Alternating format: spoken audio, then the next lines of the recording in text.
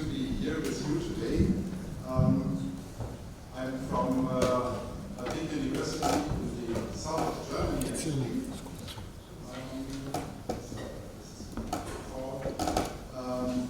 And we are here from an institute called Next Education. We do research on the future of education, future scenarios, specifically on higher education, but also for other educational sectors. And I'm happy to tell you that we are here not just with me, myself, but also with a large part of my team. So they're sitting over there. So if you're interested in particular topics of the things which we are presenting, because this is really a team presentation. Everything I present is part of the research we do, so it's really a team effort. So feel free to talk to them. If there's anything which you didn't like or where you have contradictions, talk to them. If you have anything which you would like to praise in particular, you can speak with me. So feel free. We are running two portals to present our research.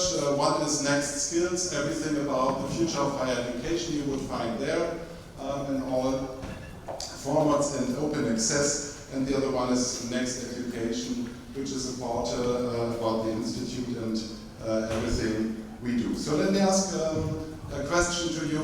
Who has used AI in any form today? On purpose, not by chance.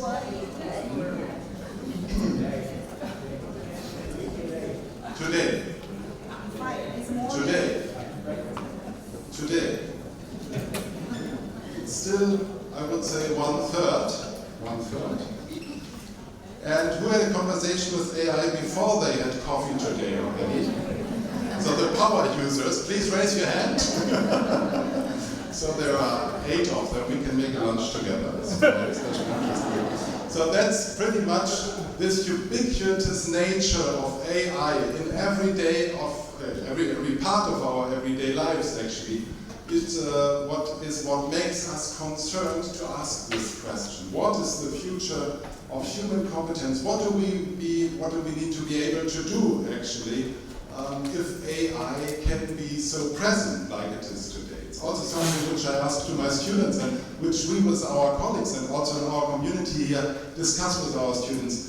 Do students, for example, still need to learn how to do good literature review or not? Of course, we would all say yes, they need to learn that. They need to be able to do that. But would we teach it in exactly the same way? Or would we teach something different? Would we, for example, teach more about the quality and the measures and the values of a good literature review and less the mechanics of doing it in the library, for example? So that's a real big question which we have and which we need to discuss about.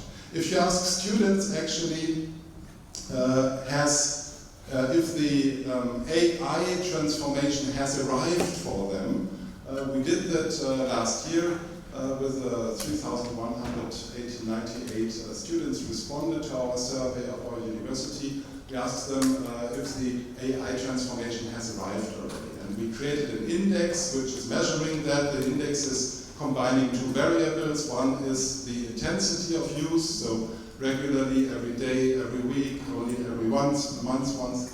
And the second variable is the mode of activity, actually, that is ranging from passive use, just using AI without even knowing it, when you use Netflix or whatever, or your smartphone, to active and even to strategic use. If you are part of a student committee, for example, which is planning the AI policy of the university, then you're very active, actually. So, and you can see here that roughly 41% are actually in this range of being really power users, not just using AI, but also part of strategic thinking around AI and how it influences our processes also. So what do they do when they do that every day? And this is a study which came out last week, so it's really fresh data from 28,000 or 23,000 students in Germany, really fresh data from the Bertelsmann Foundation think tank on higher education of the future. And you can see what students do actually when they use AI. Of course, to get an overview of a topic, brainstorming and so on, for translation, summarizing texts, probably something where we as higher education teachers don't really think it's very, very good. They should read the text and summarize the text. For text generation, okay, that is probably the bachelor thesis. And then for literary research, for feedback on learning progress. And I think what is really, carrying a lot of potential is what I circled here. That is that there are students actually which are using AI as learning partners, tutors for discussing study content. This is interesting stuff, colleagues. This is really interesting stuff, because before we were that actually, who they used as learning tutors, and now it's the AI actually. But what happens there? Do we know that actually? So 10%, you can count in your classroom, 1, 2, 3, 4, 5, 6.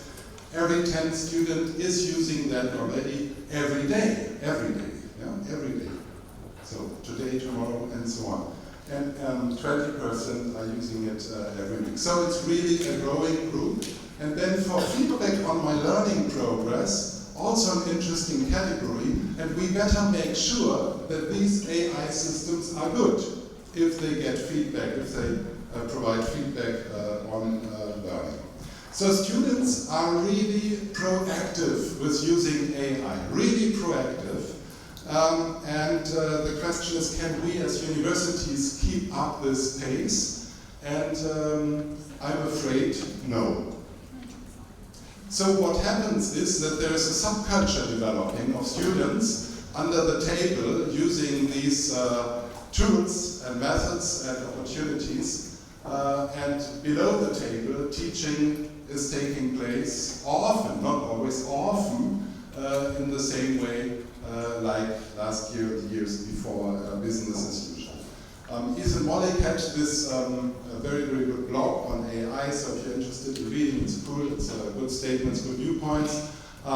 Is calling this secret cyborgs, which are in our institutions and influencing that, and we can maybe term students our secret cyborgs of the university. Now, another interesting result which we found actually in our research, our own research with our own students last year, is we asked them, how confident do you feel using AI? Yeah? How AI competent do you think you are? Self-assessment. And 54%, so almost 2/3 of all students, believe they are very competent, they feel very confident or just confident. Yeah? So 2/3 believe we are competent, we can use AI actually.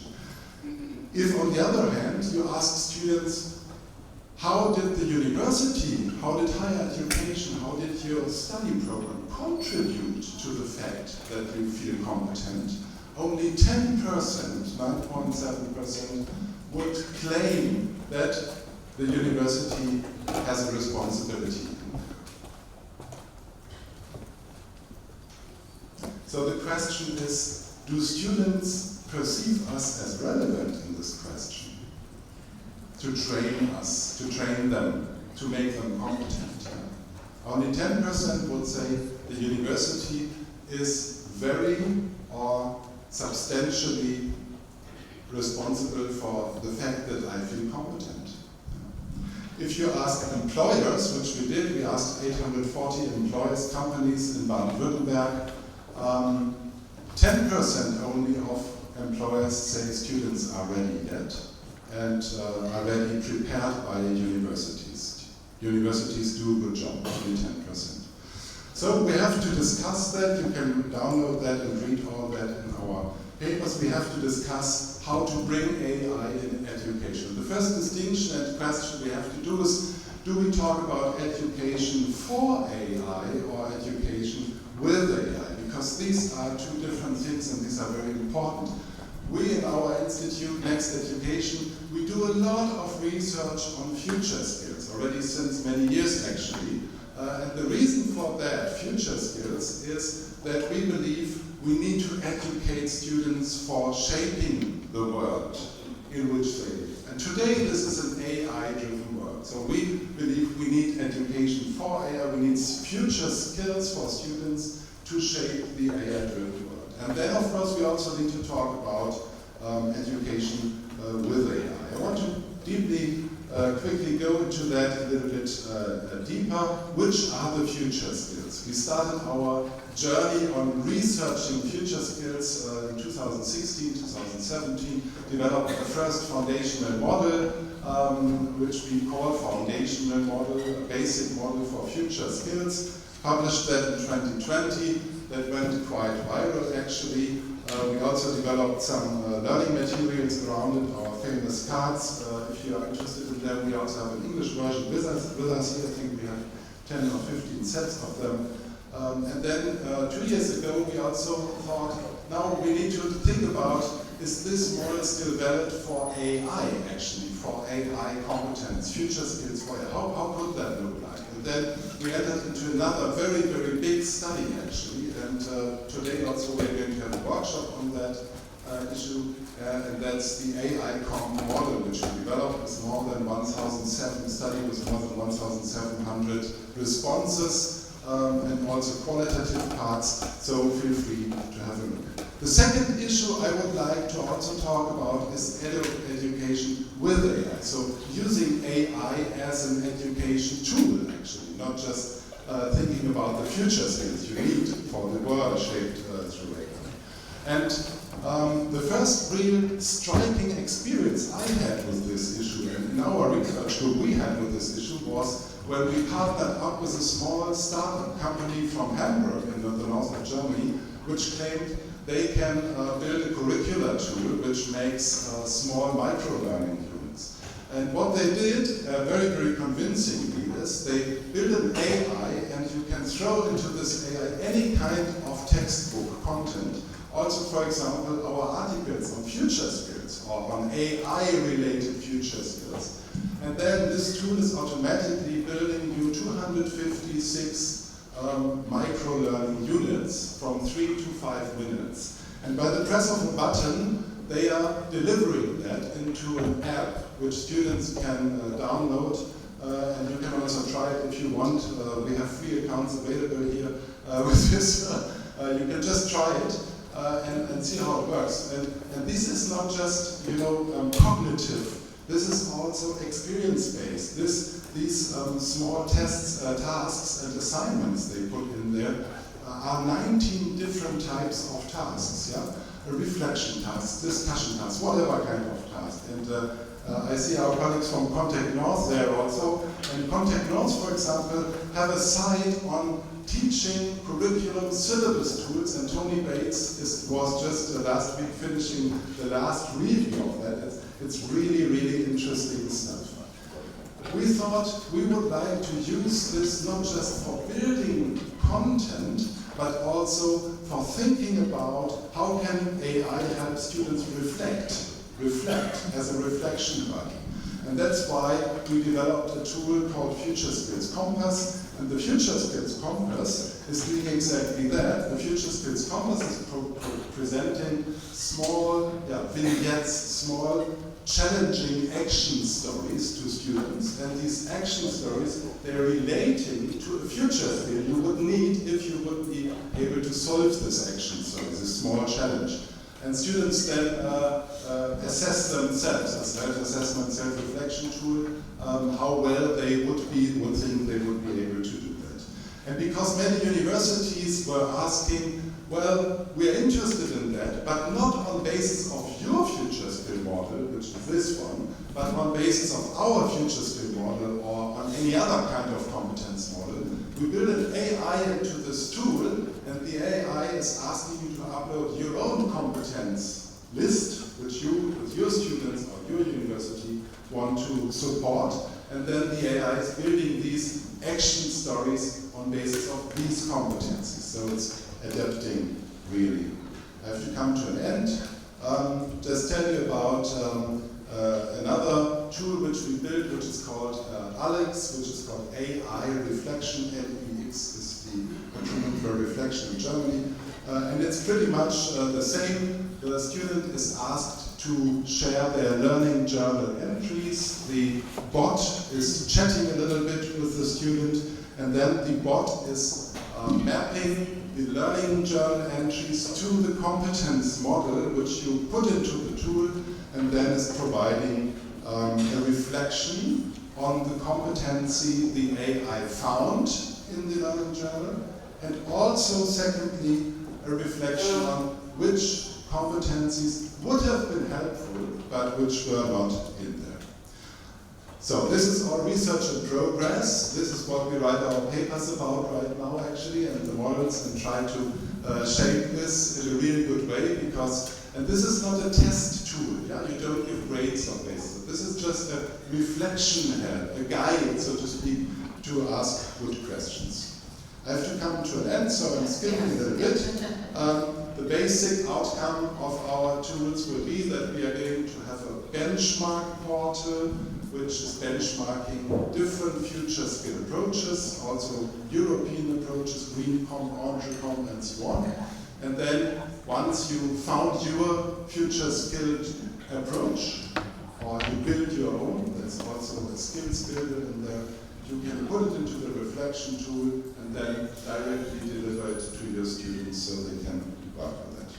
With that, I come to an end. We're going to present to you the slides, and so you can try it out yourself.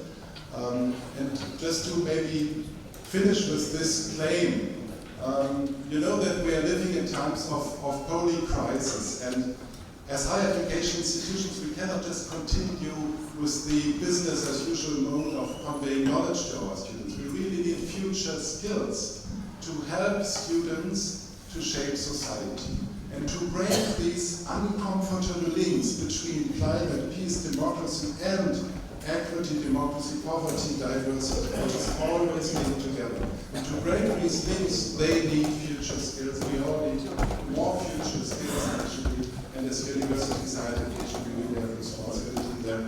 And that's our claim, basically, future skills. So